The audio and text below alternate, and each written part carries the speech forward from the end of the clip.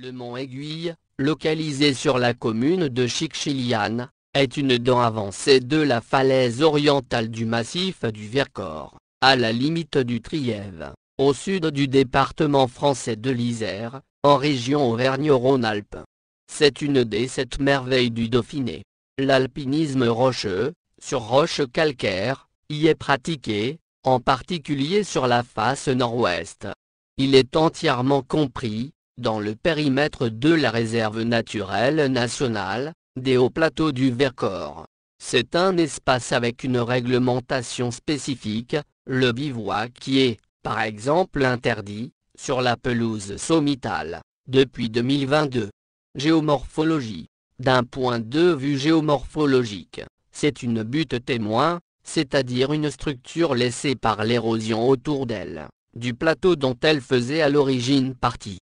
Le mont Aiguille doit à cela sa forme particulière, un bloc de falaise, et une prairie sommitale, similaire aux alpages de l'ensemble du plateau du Vercors.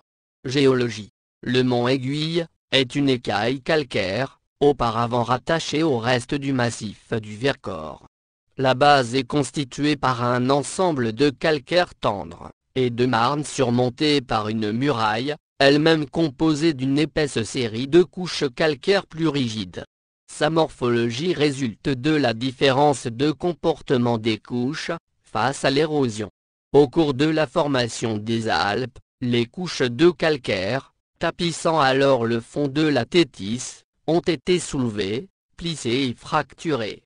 Ces dernières ont favorisé le ruissellement, qui a entamé une érosion importante de la base de l'aiguille, où les couches sont plus tendres, tandis que des pans entiers de la muraille s'effondraient sous l'effet du travail de sape auquel était soumise la base, et par la karstification des couches calcaires.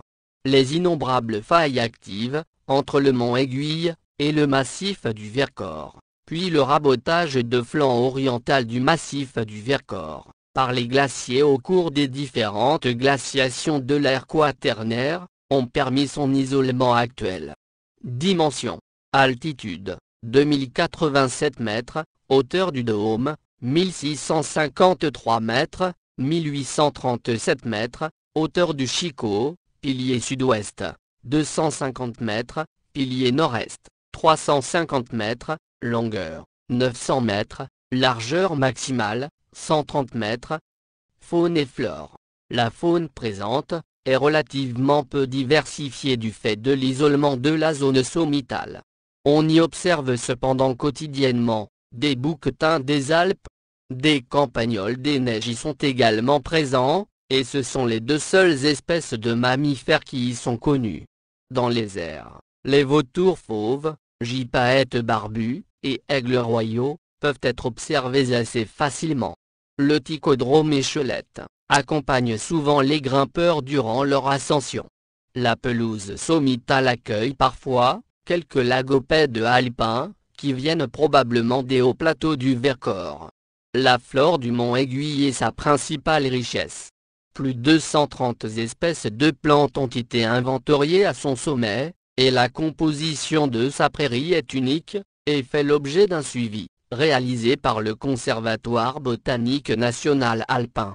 Elle est composée de très nombreuses plantes à fleurs, telles que le lys de Saint-Bruno, le lys martagon, ou encore l'orchis globuleux.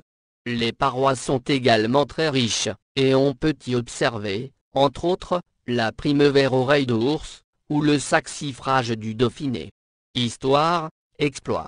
La première ascension du mont Aiguille est réalisée le 26 juin 1492, par Antoine Deville, seigneur lorrain de Dom-Julien et Beaupré, et capitaine du roi, accompagné, selon les sources, de 7 hommes, ou d'une vingtaine, et un notaire, sur ordre de Charles VIII, roi de France.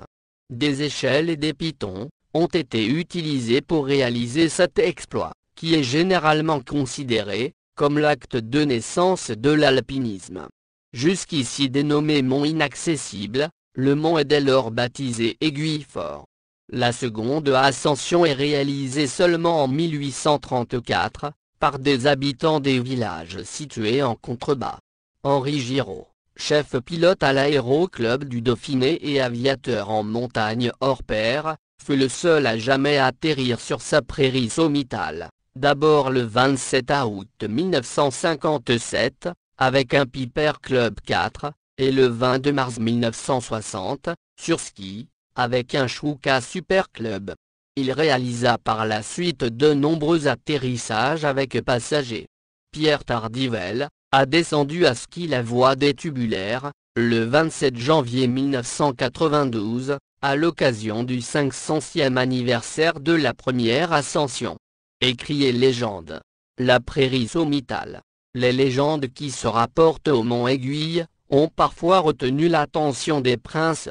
La plateforme sommitale apparaissait en effet, dans bien des esprits, comme une sorte d'Éden, un territoire préservé du monde profane. En 1211, Gervais de Tilbury, neveu du roi d'Angleterre Henri II, le décrit comme un mont inaccessible, duquel choit une source transparente, au sommet, de l'herbe verdoie, et l'on y voit parfois des draps blancs, étendus pour sécher, selon l'usage des lavandières. Les lambeaux de neige, qui subsistent au printemps sur la prairie sommitale, et l'imagination du narrateur juché sur la cime du Grand Vémont, suffisent pour accréditer la légende des lavandières du mont Aiguille. Au Moyen Âge, le mont Aiguille, baptisé en latin, Super Eminevius, qui signifie il se dresse, inaccessible, est perçu comme un énorme rocher, d'une hauteur prodigieuse. Les dessinateurs de l'époque le représentent sous la forme d'un champignon, ou d'une pyramide renversée. Sous l'Ancien Régime, il jouit d'une popularité supérieure à celle des géants des Alpes, ignorés du plus grand nombre. Au XVIe siècle, Rabelais, dans le quart-livre, relate l'ascension faite par Antoine Deville, de ce qui était encore appelé le mont inaccessible, de façon quelque peu imaginaire, tant par la forme de la montagne, que par le nom de l'alpiniste, ou ce qu'il trouva au sommet. Ainsi dicte pour ce qu'il est en forme d'un potiron, et de toute mémoire personne surmontée ne la peut, fort Douaillac, lequel avec engin mirifique y monta et au-dessus trouva un vieux bélier. C'est toi à deviner qui l'a transporté l'avait. Aucun le dire, estant jeune aignelet, par quelque aigle ou duc chahuant la ravie, s'estre entre les buissons soulevés. En 1656, dans I de Salm de Boissieu, dans Septem Miracula Delphinatul les 7 merveilles du Dauphiné, relate que des déesses chassées du mont Olympe seraient venues se réfugier sur ce promontoire, qui faisait encore partie de la falaise orientale du Vercors. Elles furent surprises, dans le plus simple appareil, par le chasseur Ibicus. L'affaire provoqua le courroux de Jupiter, qui changea le voyeur en bouquetin, et sépara le mont sacré du reste du Vercors. Ascension. Le mont Aiguille possède plusieurs voies d'ascension. Certaines sont très accessibles et constituent des courses d'initiation à l'alpinisme rocheux. Cependant, le rocher est un calcaire légèrement stratifié, et l'instabilité de certains blocs peut rendre la montée dangereuse. Une marche d'approche jusqu'au col de l'Opet, 1653 mètres, mène au pied du Chicot. Face nord-ouest. La voie normale, cotation, peu difficile, 3C, 3B obligatoire.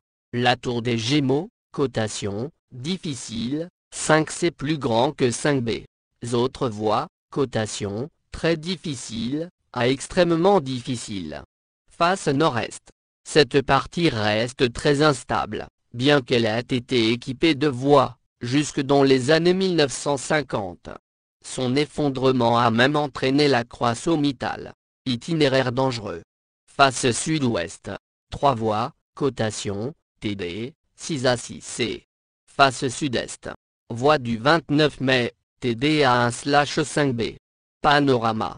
Nord. La chaîne de Beldon, les sommets de la Chartreuse, le Mont Blanc. Est. Le cirque du Trièves, la vallée de l'Hébron, les premiers contreforts du massif du Dévoluy avec la grande tête de l'Obiou, 2789 mètres, la région naturelle de la Mathéisine. Le massif des Écrins. Sud-Est, le Grand Ferrand, 2749 mètres. Ouest, les falaises du Grand Vémont, 2341 mètres, point culminant du massif du Vercors, la Grande Moucherolle, 2284 mètres. Comme d'habitude, mes sources proviennent de Wikipédia.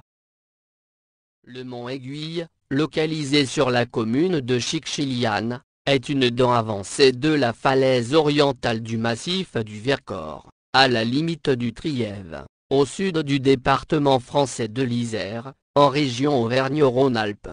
C'est une des 7 merveilles du Dauphiné. L'alpinisme rocheux, sur roches calcaires, y est pratiqué, en particulier sur la face nord-ouest. Il est entièrement compris, dans le périmètre de la réserve naturelle nationale, des hauts plateaux du Vercors.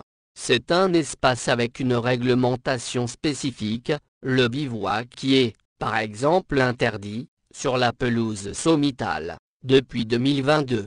Géomorphologie. D'un point de vue géomorphologique, c'est une butte témoin, c'est-à-dire une structure laissée par l'érosion autour d'elle, du plateau dont elle faisait à l'origine partie.